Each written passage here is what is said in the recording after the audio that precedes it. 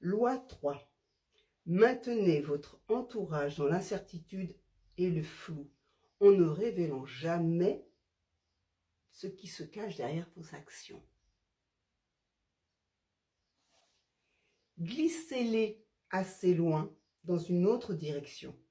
Enveloppez-les dans un écran de fumée et quand ils percevront à jour votre dessein, il sera trop tard.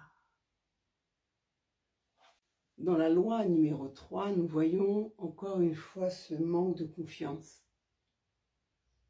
Il est incroyable.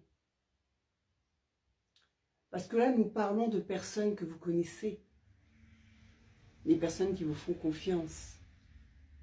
Cela veut dire tout simplement dans le monde spirituel, je vais vers une personne qui est spirituelle ou une personne qui est censée me guider, un patron, un président, une personne qui est censée être figure d'autorité, figure de bienséance, quelqu'un vers qui on est censé croire, aller en fermant les yeux.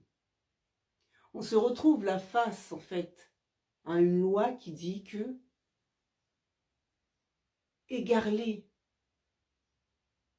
parsème des fausses informations, prépare ton action.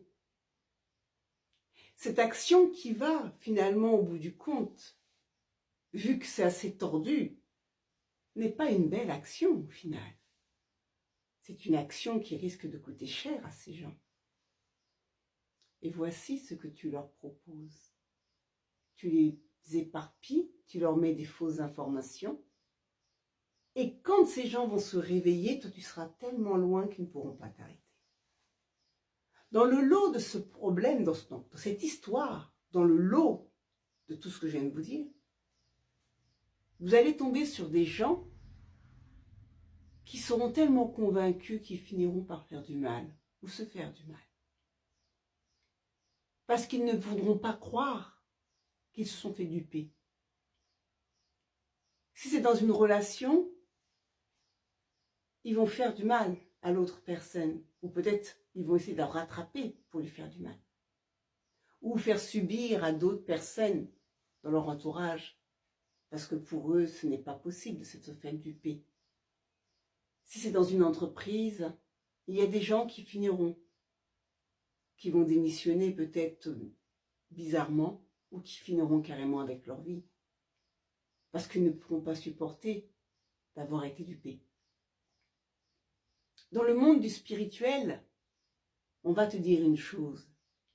Ne t'attache pas à la matière. Même si une personne te dit des choses bien, ne t'attache pas à la matière. Écoute ce qu'il a à te dire et regarde autour de toi. Moi, quand je regarde ma boutique, je vois derrière qu'il y a des bougies, je vois qu'il y a des cartes, je vois qu'il y a des bols chantants. Je les vois tout ça, mais je ne dors pas avec, ils sont là. Il y a quelqu'un qui viendra acheter sur moi un bol chantant ou des bougies, mais je ne dors pas avec.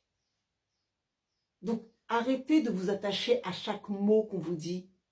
Réfléchissez si ce mot est correct, si ce mot est logique, si ce mot est bon pour vous. Ne suivez pas les gens comme des moutons. Parce que là, ces lois, ils ont été écrits pour nous disperser et nous éloigner de la vérité. À bientôt.